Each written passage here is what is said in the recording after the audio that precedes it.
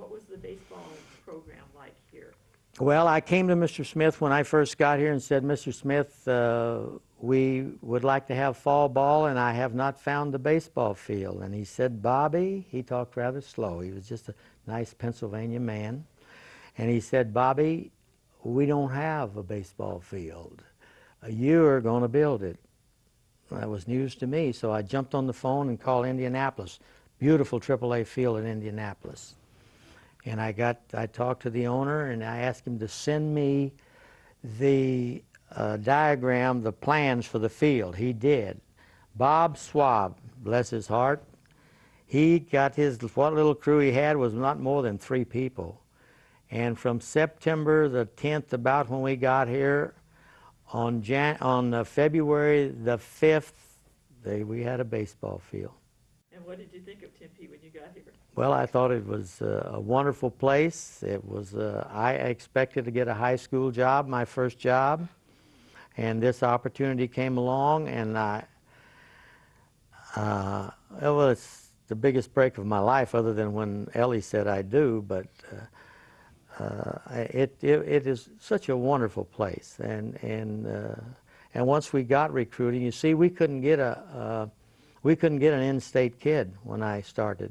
We couldn't get one because the University of Arizona was a powerhouse and we were nil. And so we just kept plugging away, and we finally got a couple Arizona kids, and when we did, they didn't get any more of the good ones very often. So that's how it worked out. 1958, wasn't it still Arizona State College? Yes, it was. It became a university the first year that we were here. And what do you mean they could work at the dog track? Explain that to me. Well, they had to have a way to make some money, and I had to make more money than $6,000 a year with one child and another one on the way. And so I became the head lead out at the dog track at night, 5 nights a week, plus being the coach and teaching 12 hours a week. Because when I came, coaches didn't have the privilege of not teaching. So I taught 12 hours in physical education, first aid, the easy ones, you know, that Arkansas boy could teach. That's what I did. And what did you do at the dog track? I was the head lead out. I had this big helmet on, fancy, and with tassels hanging down, and I led the guys around the track with the dogs. And then when we got in front of where the odds table is and everything, I had to make sure that the halter around the dog's waist was not too tight and everything, so I'd run and my ball player would pull him on. And I had 6 or 8 guys that were lead outs there. They took care of the dogs, putting them in the little running cages and everything. And then I marched them around like I was a big dog, making $10 a night and bad, you know. Now, I hear that you had a rule, or you had your players run everywhere? Well, I can't brag too much about that, but there's one thing that I always felt about a person in baseball.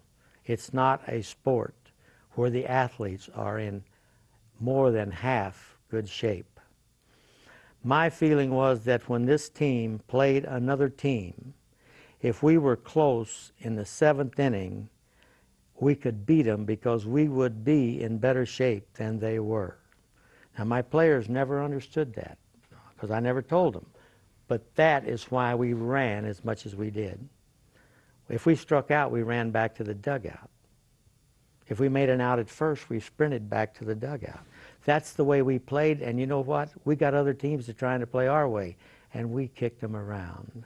The 59 team won 28 games, or 27, and lost 18, playing all colleges. So we were pretty proud of that. And Mr. Smith was pretty proud of it because he gave me a $300 raise for the next year. $300 for the year? Yeah, for the year, not a month or anything. But so that the teams got a little better, and everybody accepted my philosophy, which was a tough disciplinary philosophy. If you didn't want to accept it, you could go back and be a student, and you could keep your scholarship. If you wanted to quit, you couldn't take the grind, then that's what you did. But we didn't have many guys that didn't, because I believe that discipline leads to self-discipline, and self-discipline can lead you to your best ability. Was there's not going to be any study halls for baseball players. You're going to get your own grades, or we're going to have to say so long, because I like to play golf, and I'm not going to sit around at night and babysit a bunch of athletes. And that's the way it was.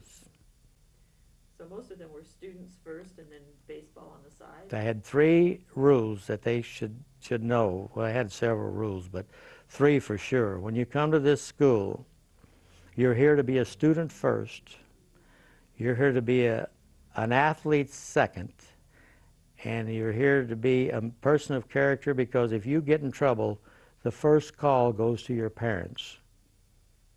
And believe me, anybody in Tempe after a while would have called me instead of putting them in jail, because they had that kind of reputation that there wasn't going to be many of them get in trouble. Did you have trouble with many of them? No, I'd say not. I had very little. They had trouble with me, but I didn't have a lot of trouble with them. Well, what kind of trouble did they have with you? Well, just following the regimen that it took to win 3 national championships in 5 years. You said when you started off, you couldn't get Arizona players to play on your team? No, and we couldn't beat Arizona. You know, I mean, it was tough. They were good, and we were a little bit more amateurish than they were, because we were a little short on scholarships. And as I said, that did not stay forever. We got as much help as Arizona later on, 20 full scholarships. And then they never went to Omaha since. But that's the way we were. We played to win, and we played to be gentlemen. We didn't argue with umpires. No player ever looked at an umpire.